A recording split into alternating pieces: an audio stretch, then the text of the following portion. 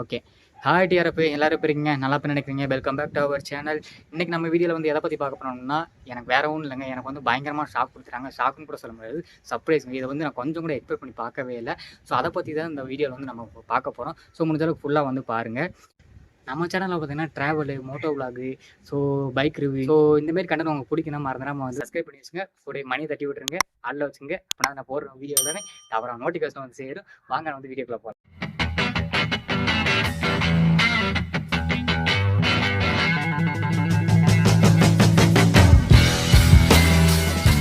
இப்போ வந்து பார்த்தீங்கன்னா ஆல்மோஸ்ட் வந்து ஒரு 1 வீக் ஆயிடுச்சுங்க அந்த வண்டி எடுத்து. ஸோ அதை வந்து சின்ன சின்ன பிரச்சனைகளால் வந்து அது மாதிரி வீடியோ பண்ண முடியல. ஸோ அதனால தான் நான் வந்து இப்போ பண்ணுறேன்.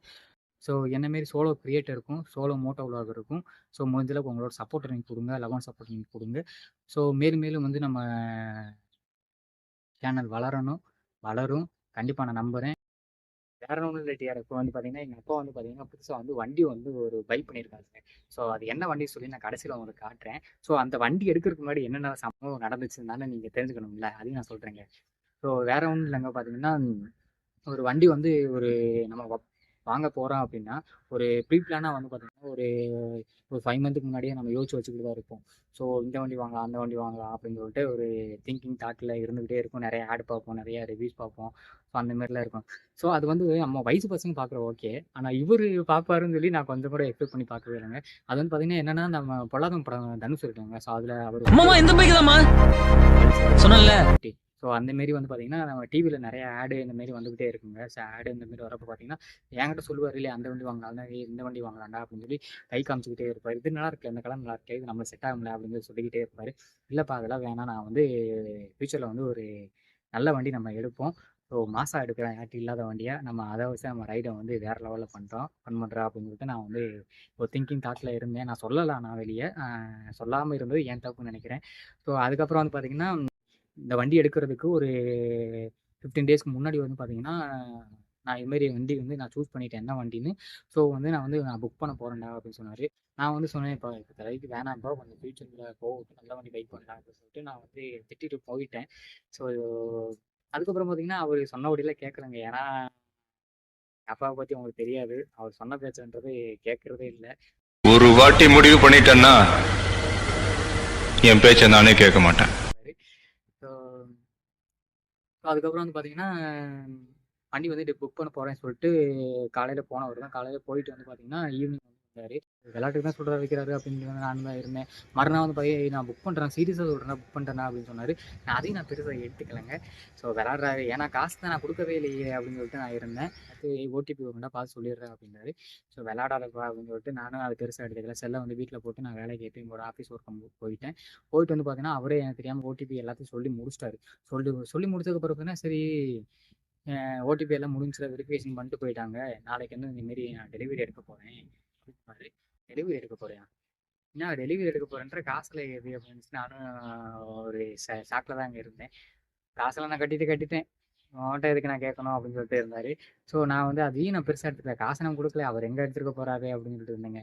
இப்போ வந்து பார்த்தீங்கன்னா அதாவது டெலிவரி எடுக்கிறதுக்கு மறுநாள் முன்னாடி, ஸோ அன்னைக்கு வந்து பார்த்தீங்கன்னா ஆள் ஜம்முன்னு கிளம்ப ஆரம்பிச்சிட்டாரு. ஜம்முன்னு கிளம்ப சரி எப்பயும் போல தான் அவர் வெளியே போகிறதுக்காக செஞ்சிருக்காரு. எப்பயுமே அவர் அப்படி தான் கிளம்புவார். ஸோ இந்த ஃபங்க்ஷன் இந்தமாரி போனோம்னா அந்தமாரி ஆள் ஜம்முன்னு கிளம்புவார். ஸோ எதுவும் ஃபங்க்ஷனுக்கு போவார், இல்லைனா பசங்களோட அவருக்கு ஃப்ரெண்ட்ஸுங்க நிறையா பேர் இருக்காருங்க. ஸோ அவங்களோட ஊர் சுற்றுக்கு போவார் அப்படின்னு நினச்சிக்கிட்டு இருந்தேன். ஸோ இப்போ வந்து பார்த்தீங்கன்னா போனவர் தான் அன்றைக்கி மறுநாள் வந்து பார்த்தீங்கன்னா ஈவினிங் வந்து வராரு. ஈவினிங் வந்து பார்த்தீங்கன்னா நான் வந்து நம்ம வீட்டுக்கு தேவையான மளிகை கடையில் வந்து ஜாமான் எல்லாம் வாங்குறதுக்கு நான் வந்து மார்க்கெட்டு பர்ச்சேஸ் பண்ண போயிருந்தேன். இப்போ வந்து அரிசி வந்து வாங்கிட்டு இருந்தேன். அரிசி கடையில் வந்து அரிசி வாங்கிட்டு இருக்க பார்த்தீங்கன்னா பின்னாடி யாரோ வந்து பார்த்தீங்கன்னா த்ராட்டில் அப்படியே வண்டியை திருவிக்கிட்டு இருக்காங்க.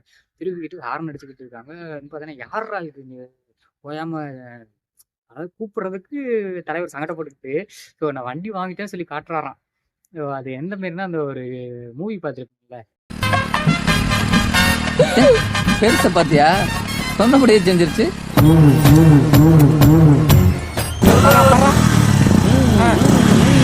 எனக்கு திரும்பி வந்து பார்க்குறப்ப பார்த்தோன்னா இவர் பயங்கரமான ஷாக் ஆயிடுச்சு.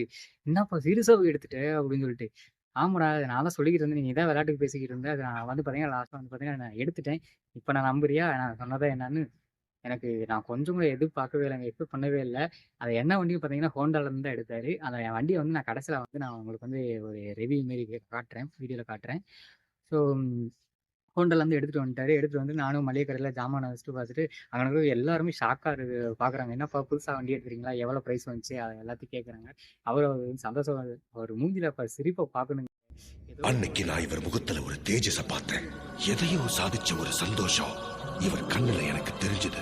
ஸோ அவர் ஹேப்பியா இருந்தாருங்க. ஸோ அது வந்து எனக்கு ரொம்ப புடிச்சிருந்துச்சு. சரின்னு சொல்லிட்டு வந்து பார்த்தீங்கன்னா, நான் வந்து எப்பயும் போல ஜாமான் எல்லாம் வாங்கிட்டு, "சரி வாப்பா கிளம்பலாம்" அப்படின்னு சொல்லிட்டு நான் கிளம்புறேன். அவர பார்த்தேன்னா, அப்போ வந்து வண்டி சாவிய குடுத்துட்டு, "இந்தாடா இந்த வண்டி நீ எடுத்துட்டு வா. உன் வண்டிய நான் வந்து R15 நான் ஓட்டிட்டு வரேன்" அப்படின்னு சொன்னாருங்க.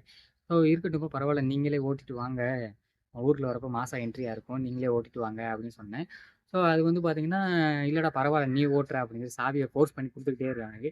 சரின்னு சொல்லிட்டு நான் வண்டியில நான் ஏறி உட்காந்துட்டு நான் ஸ்டார்ட் பண்றேன். அப்போ ஒரு வார்த்தை சொன்னாருங்க. என்னன்னு பார்த்தீங்கன்னா, "வண்டியில பெட்ரோல் வந்து கம்மியா இருக்கு மகனே. ஒரு ₹500க்கு ஒரு பெட்ரோல போட்டு விட்டுரு." நான் அப்படியே ஷாக் ஆயிட்டேன். ஏய் தகப்பா! இதுக்காடா சொன்னேன். வேற இல்லங்க. நீங்க தப்பா நெனச்சுக்காதீங்க. ஏன்னா வந்து நாங்க ஃப்ரெண்ட்ஸ் மாரி தான் நாங்க பேசிட்டு இருக்கும்போது இடையில அவன் வாடா வாடான்னு எதுவும் சொன்னியா? ஃப்ளோல ஏதாவது வந்திருக்கும். பழகுவோம்.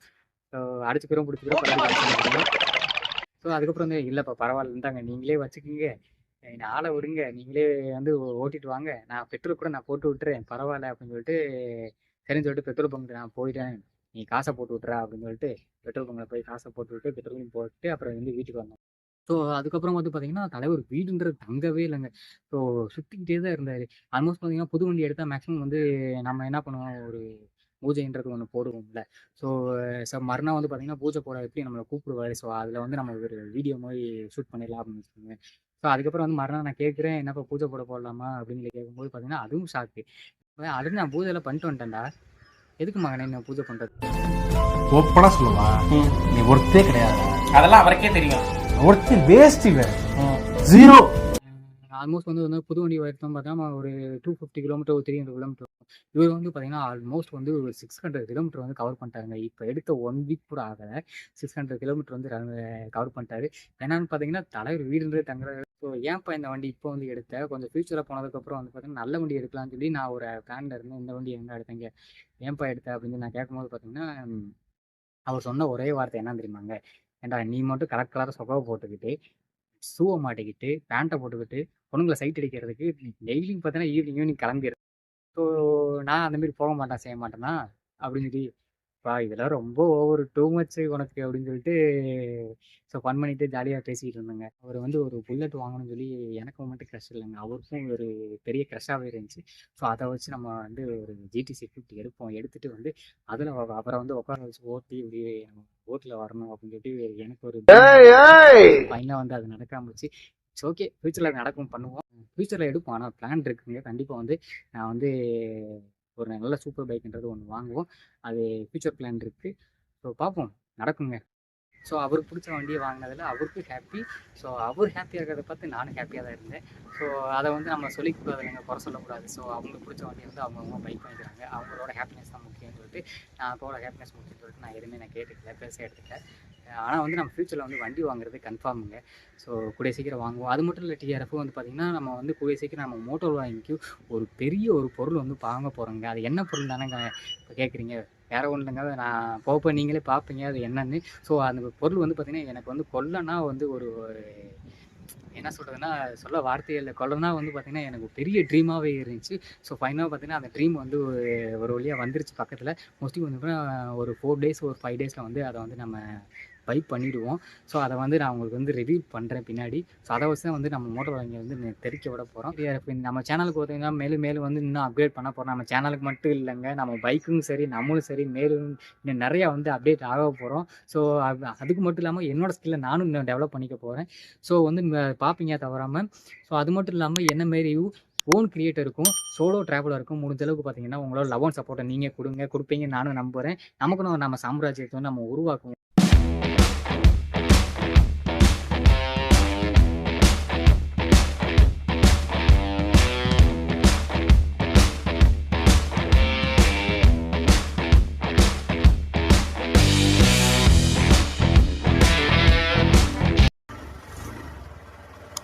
நல்லா இருக்குங்க லுக் வைஸ் பார்த்தீங்கன்னா பாருங்களேன் வேறு லெவலில்.